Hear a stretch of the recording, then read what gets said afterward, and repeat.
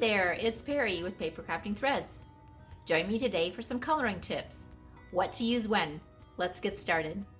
I stamped my standard card base with copper clay ink. I wanted bright colors on my line art image, so I used my Stampin' Blends. I love how these blend together with no demarcation lines.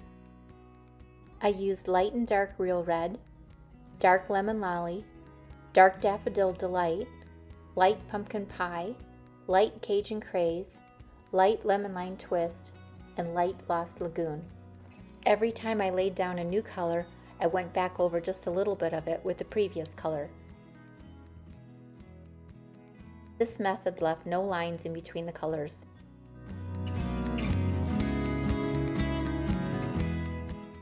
I wanted a softer look on my die-cut sun images, so I used Flirty Flamingo and crushed curry with blending brushes.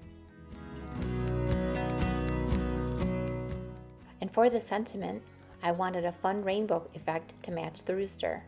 I used the side of the full brush tip to color in each individual letter.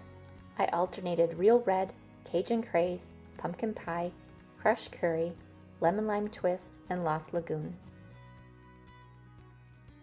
Then a giant huff of breath and stamp. I had used the crosshatch embossing folder on my designer paper, and I adhered it with multi-purpose liquid glue.